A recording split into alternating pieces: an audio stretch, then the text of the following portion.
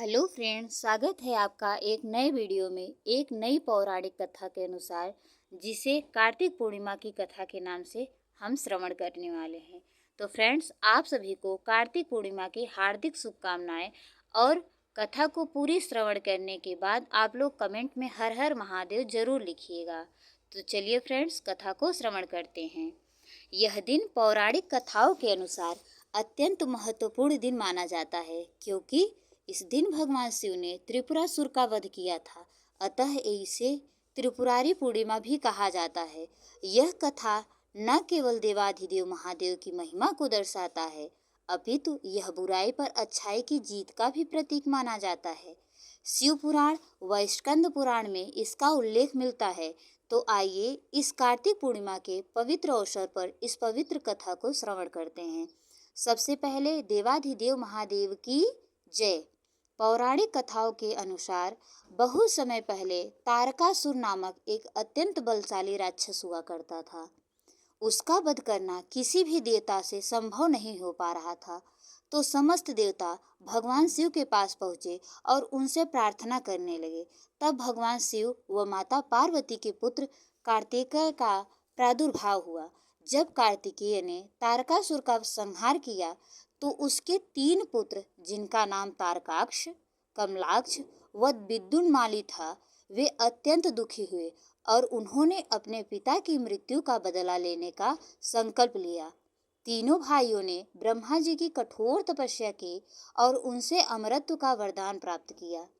तब ब्रह्मा जी ने मुस्कुराते हुए कहा कि मैं तो स्वयं अमर नहीं हूँ, तो तुम्हें अमरत्व का वरदान कैसे दे सकता हूँ।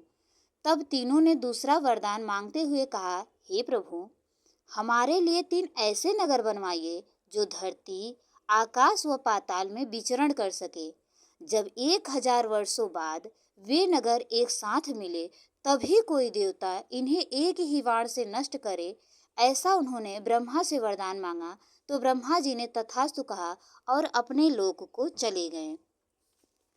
इस प्रकार का वरदान पाकर तीनों राक्षस अपने आप में और अधिक शक्तिशाली हो गए।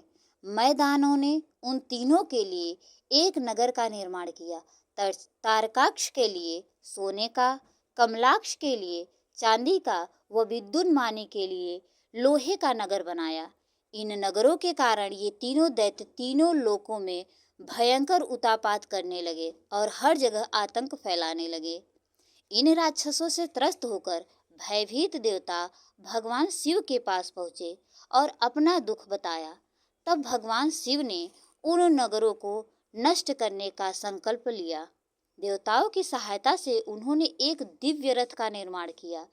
चंद्रमा व सूर्य उस रथ के पहिए बने। इंद्र, वरुण, यम व कुबेर उसके घोड़े बने।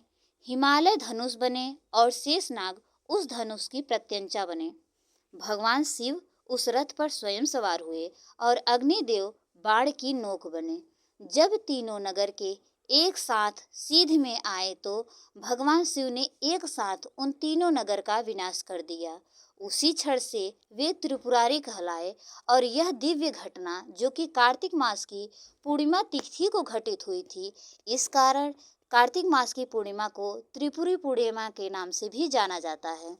इस दिन भगवान शिव की पूजा आराधना करने से सभी पाप नष्ट हो जाते हैं और पुण्य की प्राप्ति होती है तथा इस लोक में सभी सुख समृद्धि के साथ और यश प्राप्त करते हैं तथा सुख समृद्धि से पूरा जीवन यापन करते हुए परम धाम को जाते हैं। त्रिपुर पूर्णिमा को भगवान शिव का अनन्य प्रेम वाला दिन माना जाता है। इसलिए इस दिन व्रत कथा को सुनने से अत्यंत अच्छे और उत्तम फल की प्राप्ति होती है। इस कथा को श्रवण करने वाला श्रोता और कहने वाला वाचक दोनों ही परम गति को प्राप्त होते हैं। इस लोक में समस्त सुखों को भोगते हुए अंत में वे शिवलोक को गमन करते हैं। तो फ्रेंड्स, कथा यहीं पर संपन्न होती है। आपको कथा कैसी लगी, यह कमेंट के माध्यम से हमें ज़रूर बताइएगा। आप सभी को कार्तिक पूर्णिमा की एक बार फिर से हार्दिक शुभकामनाएं। प्रेम से बोलिए देवाधिदेव महादेव की जय।